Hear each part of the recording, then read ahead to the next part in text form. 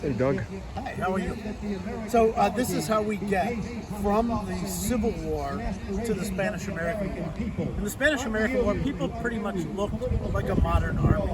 The Civil War looks very foreign to us, but there's a lot of things happening during those intervening about 30 years. So in the Civil War, these muskets, pour the powder down, pour the ball in, use the ramrod, put a cap on, fire it, do it over and over again. They were effective, but a little bit inefficient.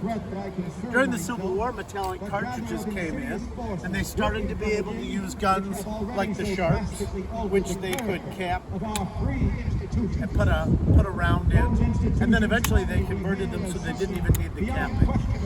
Also during the Civil War, they had the Spencer, which has a 7-round tubular magazine in the butt using the metallic cartridge, and you still had to rack it and you had to cock for each shot, but it fires like a repeater, and this was an effective weapon. But neither one of these was really what the Americans wanted to go into the West.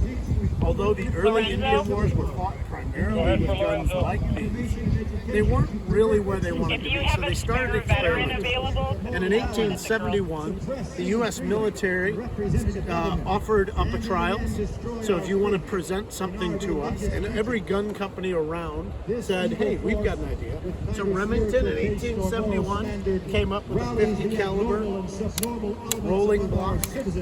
Very effective, very popular, but the U.S. government didn't buy that many of them. New York State militia liked them, they did buy them. They also came up with the Springfield Trapdoor. Now the Springfield Trapdoor cocks, opens up, and this is a 50 caliber, 50-70, and it was something they were already used to. It already looked familiar. And that's because in 1866, I think, maybe even 65, there were Allen conversions, which took the old Civil War muskets and converted them so that they would be able to fire 58 caliber bores, but the rounds were loaded from the back.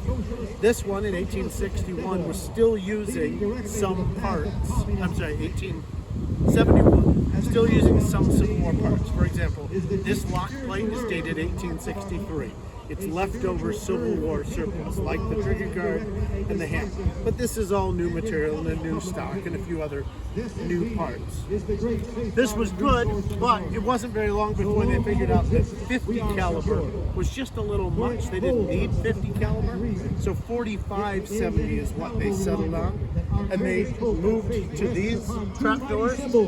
This is an 1873 Springfield Trapdoor. Same exact idea. And these worked really effectively. They came in rifle length. They also had them in carbine length. This would be a carbine similar to the ones carried during Custer's last stand by the cavalry. They worked well. They worked very effectively, and it was the standard small arm of the U.S. Army in the West from 1871 in its 50 caliber version all the way through the Spanish-American War. And so most troops in the Spanish-American War were still armed with these Springfield Trapdoors. But the U.S. government realized that this was on the outs. Europe, there was a huge arms race going on, and small caliber smokeless cartridges were the guns of the day.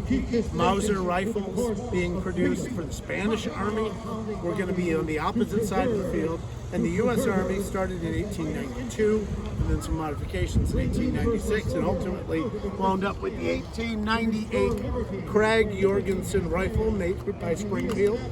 And this is a bolt-action rifle. It's the first small caliber, magazine-fed, smokeless rifle, bolt-action used by the U.S. military. And it's the grandfather of a lot of the things that we see. It looks like a modern rifle. All of these look like antique rifles. This could really pass. It's a little weird in terms of the way it's loaded. 5 rounds pulled off of your belt, dumped into this open magazine, slapped home, and you're firing. It's a really smooth bolt action. It's like a nice little bolt action. So this is a great rifle.